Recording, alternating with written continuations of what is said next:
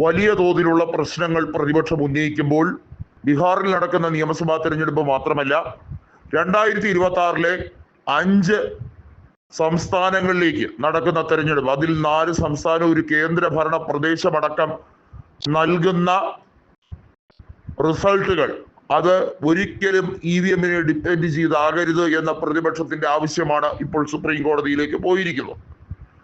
2 കാര്യങ്ങളിലാണ് പ്രതിപക്ഷത്തിന്റെ ആവശ്യം ന്യായമാകുന്നത്. ഒന്ന്, ഇലക്ട്രോണിക് വോട്ടിംഗ് മെഷീനിൽ ഉപയോഗിക്കുന്ന സിസ്റ്റം അത് ഹാക്ക് ചെയ്യപ്പെടുന്നു എന്നുള്ള വ്യക്തമായ സാങ്കേതിക തെളിവുകളും. 2, മഹാരാഷ്ട്രയിൽ ഉൾപ്പെടെ വോട്ടിംഗ് ലിസ്റ്റിൽ വലിയ ക്രമക്കേട് നടന്നു. 5 കൊല്ലത്തിനിടയിൽ ചേർത്ത വോട്ടർമാരുടെ എണ്ണത്തിലും 5 മാസത്തിനിടയിൽ ചേർത്ത വോട്ടർമാരുടെ എണ്ണത്തിലും തമ്മിലുള്ള വർധനവ് കൃത്യമായി മനസ്സിലാക്കുമ്പോൾ 10 ലക്ഷത്തോളം അധികം വോട്ടർമാർ 5 മാസം കൊണ്ട് എങ്ങനെ അധികമായി ഉയർന്നു. ഇതാണ് മഹാരാഷ്ട്രയിലെ തട്ടിപ്പ് പൊളിച്ചെടുക്കാൻ കൃത്യമായി ഇന്ത്യ മുന്നണിയെ സഹായിച്ച ഘടകം. BJP പല കാര്യങ്ങളിലും കണക്കുകൾ കൃത്യമായി ടാലി ചെയ്യാൻ മറന്നുപോയത് കൊണ്ട് തന്നെ അവർക്ക് നിറന്തലയ്ക്ക് കിട്ടിയ അടിപോലെയായി പോയത്. ബീഹാറിൽ ഇതേ രീതിയിൽ തന്നെ കൃത്രിമത്വം നടത്താനാണ് പരിപാടി ആസൂത്രണം ചെയ്തിരിക്കുന്നത്. അവിടെ വ്യാജ വോട്ടർ പട്ടികയാണ് 60ഓളം മണ്ഡലങ്ങളിൽ തയ്യാറായി കഴിഞ്ഞിരിക്കുന്നതെന്ന് RJD തന്നെ ഉന്നയിച്ചു കഴിഞ്ഞിരിക്കുന്ന ആരോപണമാണ്. ഈ 60 മണ്ഡലങ്ങളിലെ വോട്ടർ പട്ടിക പരിശോധിക്കേണ്ടി വരും. അവിടെ കൂട്ടിച്ചേർത്തിട്ടുള്ള അധിക വോട്ടുകൾ, ആ അധിക വോട്ടുകൾ എന്ന് പറയുന്നതിൽ വലിയ തോതിലുള്ള ഇരട്ടിപ്പുണ്ട് എന്നുള്ളത് വ്യക്തം. ആളുകളെ, പൊതുസമൂഹത്തെ മുഴുവൻ കഴുതകളാക്കി BJP പല സംസ്ഥാന തെരഞ്ഞെടുപ്പുകളും തൂത്തുവാരുന്നതെന്ന് വ്യക്തമായ റിസൾട്ട് ഈ തെരഞ്ഞെടുപ്പുകളിലൂടെ വ്യക്തമാണ്.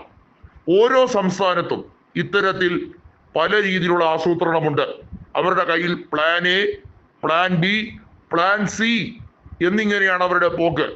ഒരു പ്ലാൻ വർക്കൗട്ട് ആയില്ലെങ്കിൽ അടുത്ത പ്ലാനിലേക്ക് അവർ സ്വിച്ച് ഓൺ ചെയ്യും. ആ പ്ലാനും വർക്കൗട്ട് ആയില്ലെങ്കിൽ അവരുടെ കയ്യിൽ പ്ലാൻ C ഉണ്ട്. ഇത്തരത്തിൽ ഒരു മെത്തേഡ് അപ്ലൈ ചെയ്യുമ്പോൾ അത് പൊളിഞ്ഞാൽ അതിന് EVM ഹാക്കിംഗ് സംവിധാനം വഴി ആൾട്രേഷൻ നടത്താൻ കഴിയും.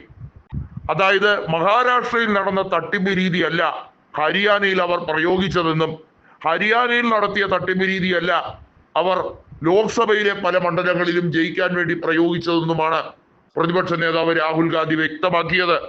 ഇതിനെക്കുറിച്ചുള്ള അന്വേഷണത്തിന് ജ്ഞാനേഷ് കുമാർ വാതുറക്കില്ല. കാരണം BJPയുടെ മൂട് താങ്ങിയാണ് ജ്ഞാനേഷ് കുമാർ എന്ന് വ്യക്തമാകുന്ന സാഹചര്യമായിരുന്നു പുറത്തു വന്നത്. BJPയുടെ ചട്ടുകമായി പ്രവർത്തിക്കുമ്പോൾ എങ്ങനെയാണ് ഈ രാജ്യത്ത് സുതാര്യമായ ഒരു തെരഞ്ഞെടുപ്പ് നടക്കുക? ഈ രാജ്യത്ത് എങ്ങനെയാണ് ജനാധിപത്യം പുലരുക? ഒരിക്കലുമില്ല. ഭരണഘടനയെ നോക്കുകുത്തിയാക്കാനും ചാതുർവർണ്ണ്യം തിരിച്ചു കൊണ്ടുവരാനും ശ്രമിക്കുന്ന BJPയെ സംബന്ധിച്ചിടത്തോളം സങ്കുചിത മനോഭാവം തന്നെയാണ്.